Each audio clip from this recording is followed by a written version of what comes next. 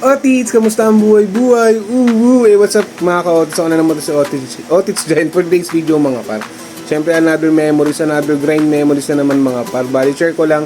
Bali, mag-office pala ako for today's video mga par. At the same time, magpe-prepare ako ng food. Kasi within 2 hours dapat nasa school na ako para magatid ng mga baon ng mga bata. So ayun. So office ako mga par. Magtitinda ako ng pastil with egg mga ka-Otits. So ayan. So dito muna ako mga ka-Otits. Mamalengke muna ako. Let's go, grind to mga par. Otits, So ayan mga ka-Otits, nakapamalengke na ako mga par. So ito nga palang itlog. Tapos yung Tupperware mga ka-Otits. Bali, sasalansan ko muna yung kanin mga par. Para mamaya ituloy-tuloy tayo mga ka-Otits. Magpapatong na ng pastil sa anong egg mga par. Pero bago ang lahat, syempre, almusal muna mga par. Ovaltine, batang 90s, tas tinapay mga ka-Otits. So ayun, maya naman, almusal muna ako. Buko. At dahil kukulangin tayo sa time mga ka-Otits, nakapag-prepare na pala ako. Ito na pala yung ulam namin sa tanghalian mga par. At ulam ng mga bata sa school mga ka-Otits. Bali, tinakpan ko muna yung na-prepare ko na pastil mga ka-Otits. Dahil maghahatid muna ako sa school ng pagkain ng mga bata mga ka-Otits.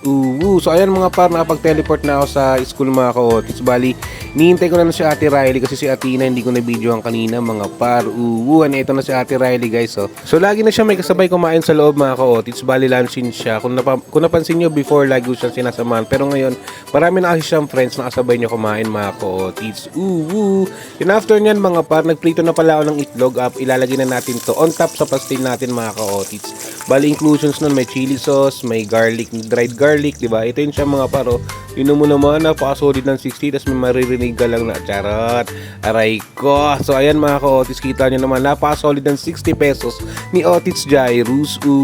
So, ito na guys, na-prepare ko na lahat. Bali, 17 orders nga pala yung na-prepare ko. Pero wala pang pala yung order yan. Bali, ilalako ko pa lang yan. Pero for sure naman, mauubos yan sa office mga par. Dahil napaka-solid ng pastil ni Otits Jairus.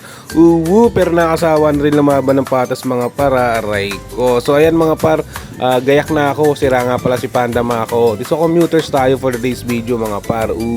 At ayun na nga mga ka-Otits, na videohan pa nga tayo ng igup kong kumpare mga par, si paring Leroy. Shoutout paring Leroy ko. Bali, papasok na ako niyan mga ka-Otits. Sinahanap ko lang yung ID ko dyan mga par. So ayun mga ka-Otits, naubos naman natin yung pastil natin na 17 orders mga par. So ayan, kita nyo naman, nag-red doors tayo. Nistro ko na lang para may amats kagad. So pauwi na ako niyan mga ka-Otits. Shoutout nga pala sa lahat ng sumupota, sa lahat ng bumili mga par. Kita-kits tayo ulit mga ka-Otits. And bago matapos ang video natin mga par, ito nga pala yung sumulubong sa atin mga ka-Otits, si Otits Persayus. Kita mo naman mga ka-Otits, napasalap sa feeling na uwi ka na ganito mga par. So inuubad niya nga pala yung medyas ko dyan, kaso hindi niya pa kaya mga ka-Otits.